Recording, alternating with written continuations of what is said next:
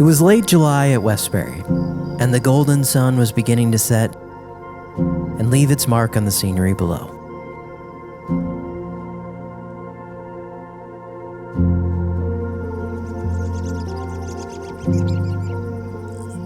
So you want a whole cup of vinegar, so that's what I'm going to do. So since I just did a cup and a half, I'm going to do another cup and a half of water, and we'll go to 1 cup of vinegar.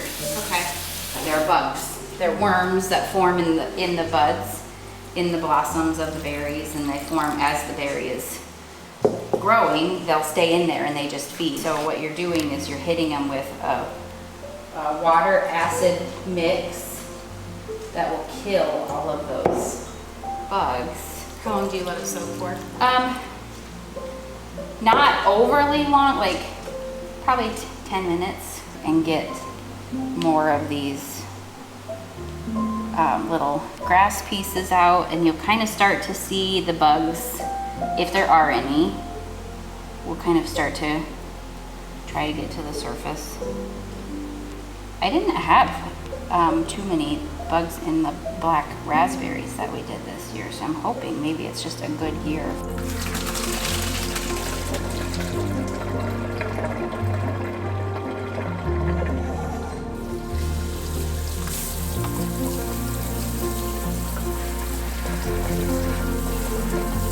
Man, look at that color. They're just beautiful. Simply pretty. Let's get some of these. Didn't make it through.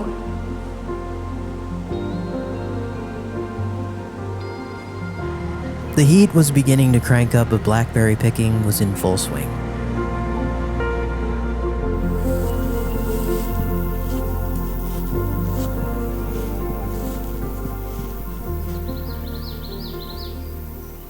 Some of these really aren't ready to pop off. Yeah. They're holding on for dear life.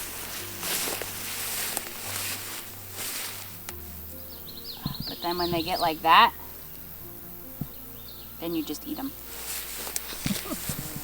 So you should have to just go in, and then they should just pop like right off without pulling too much. You have to give a little bit of a tug. Like the black raspberries, when they're ripe and you touch them, they just fall off. These, if you wait until that time, then they get really smushed, and they're good for fresh eating, but they're not good for holding their texture in like pies or when you're canning or stuff like that. So I want a little bit of structure to them. But like this, well, that one came off okay. Like when they really give you a lot of resistance and they don't want to pop off, then they need to sit for another day or two. Can't believe you have that thorn right in your face. Well, that's what I told you. Well, I may be a little bit on the crazy side.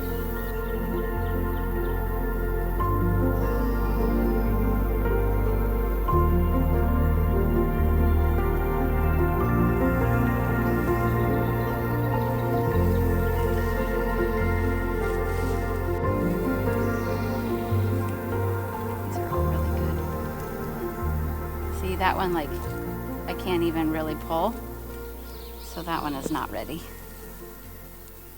I mean, I could take it, but it's just going to be a little bit more sour.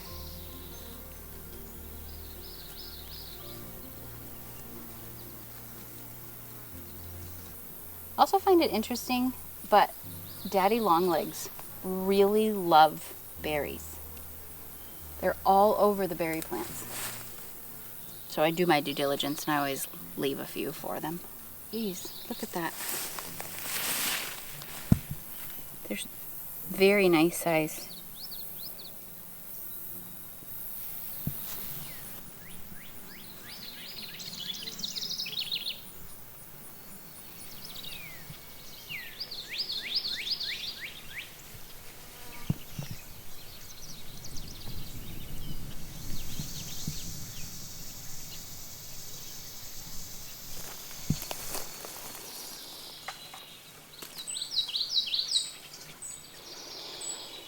See, they're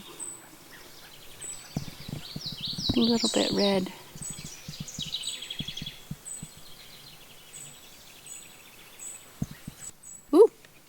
So sour? That one is, whoo! Okay, go ahead. Sour, sour. That's a good one.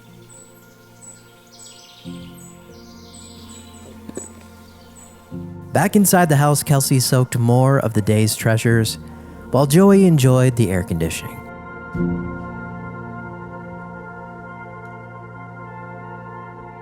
The next day, I was off for a quick trip to my hometown.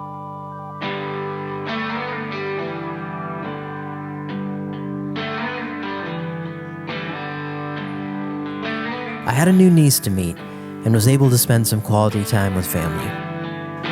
Oh, hey, kid, what you doing with the world these days? Heard you moved out of town, moved out of state, but you're still in the same old place. Hey, kid, why you keep looking down? Was there something you dropped, or something you lost, something you still ain't found? Hey, kid.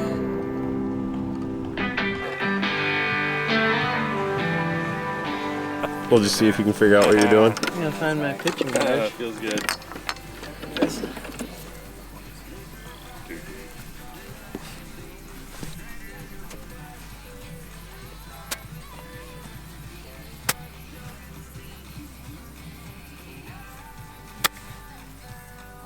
Oh, that's gonna be short.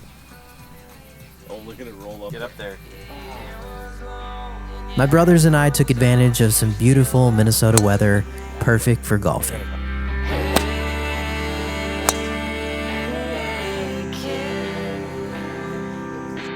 I made it back to Westberry just in time for another signature Midwest sunset.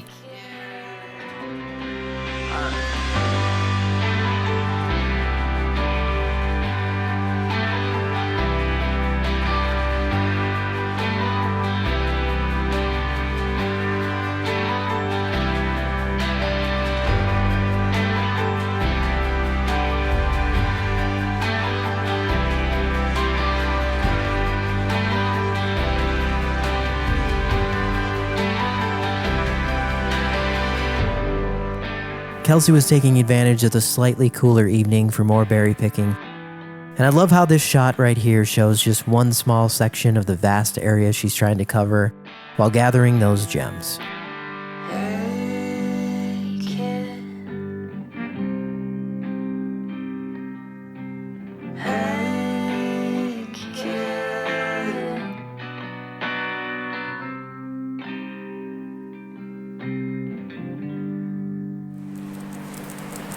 You wanna go to the garden? I put in this fishing line as a temporary deer fence because I came down here one day and the sunflowers had gotten through the rabbit phase. They had been bitten off and they persisted and grew. They were about 3 feet tall, and then I hadn't had a deer fence installed, and one just put his head over the fence and just actually bit the whole thing off. So I thought, okay, it's time to get something up. So we're gonna try this. So far, it appears to be working, but it's probably, maybe it's not a permanent fix. I'm not sure, but we're gonna try this for the rest of the season and see if it'll keep the deer out. However, don't clothesline yourself as you're going in. It's easy for you because you're short, I know. but it is hard to see. I know. Especially this one right here. In person, it does not. If you're really not looking for it, it's hard to. It is hard to see.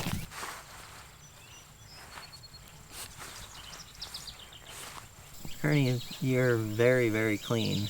Didn't we talk about not rolling in the grass clippings? No? You don't care? Look at you, goobers.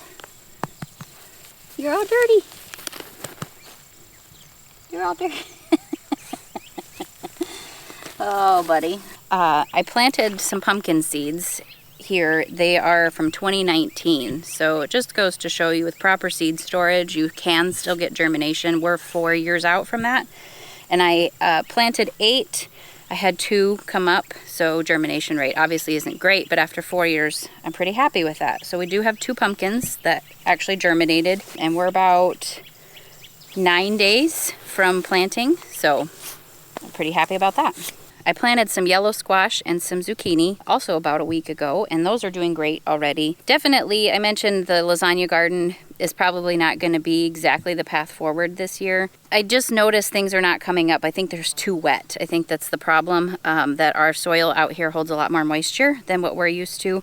So for the sheet composting, it's too wet, and we got some root rot, especially with the rains we had earlier this year. But definitely the difference between the need for weeding, it's significantly higher maintenance on the side with no grass clippings, which that's to be expected because we have a barrier down over there. So this is a little bit more work on this side, but the squash plants are doing really good. I'm really happy for where they are after only being in the ground for less than 10 days. The okra is doing pretty good. It's been attacked by some rabbits along the way, so it's a little stunted, but it's coming back really well. So these should get pretty tall, should start flowering, and we'll get some fruit on there. These are Ernie's favorite. We actually don't eat a lot of okra, but Ernie really likes it. So we plant okra for Ernie. Green beans are finally starting to flower, so we should have beans within the next week or two here. And then we can start canning. So it's going to be maybe going to get some out of this garden after all. Basil is right in here between the tomatoes, and that's doing really well. We're dehydrating that, picking the leaves off as we go. And then I do have some green tomatoes on, so as long as everything, we can keep the pests out, I think that we're actually going to be able to harvest a little bit out of here this year.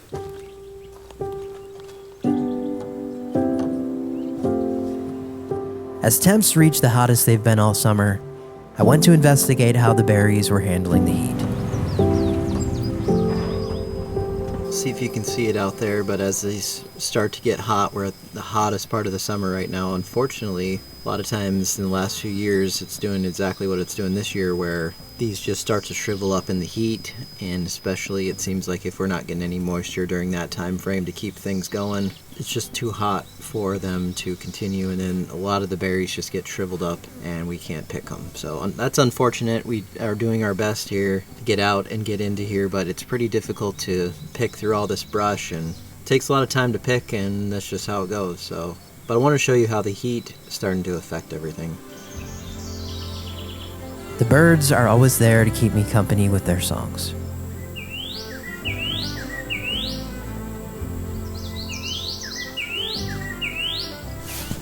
We've also got a couple walnut trees back here at the back of the property, and these are really full this year, actually.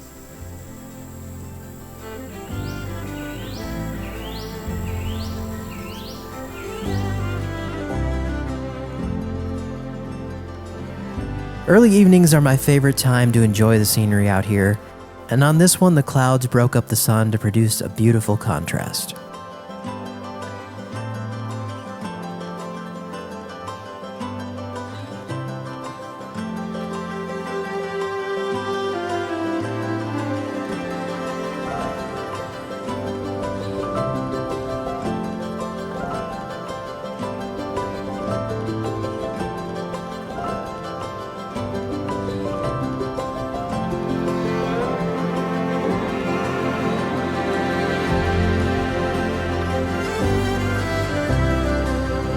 We spent the rest of the evening until dark right where we love to be.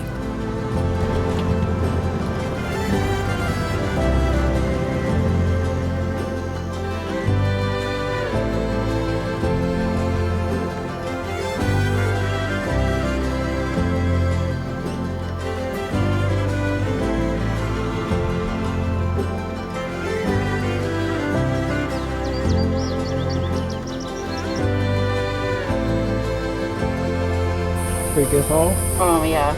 I mean, I've been picking for what, an hour? They're beautiful.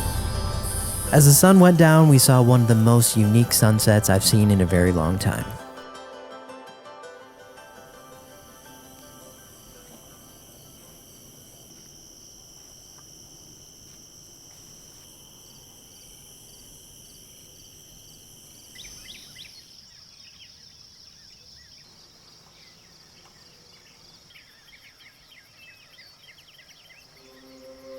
The next morning I woke up before sunrise, and although this rarely happens for me, I'm certainly glad that I did.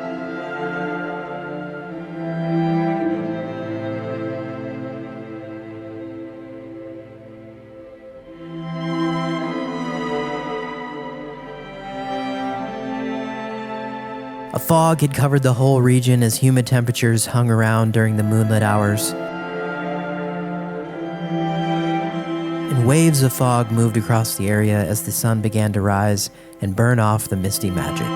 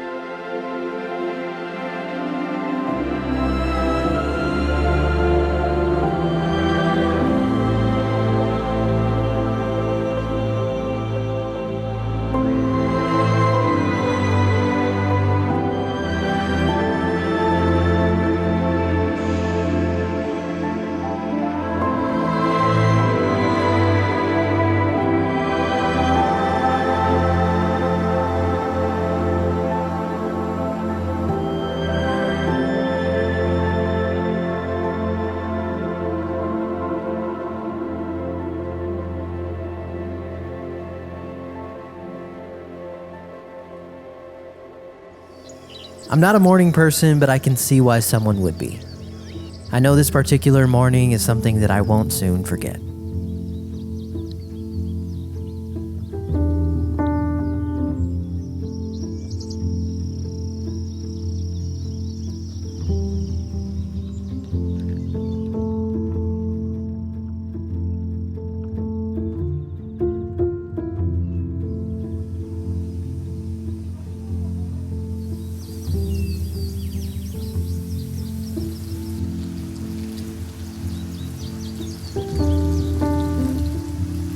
Kelsey watered the plants as I watered the lawn, and we spent some quality time with the dogs, which can be hard to find these days.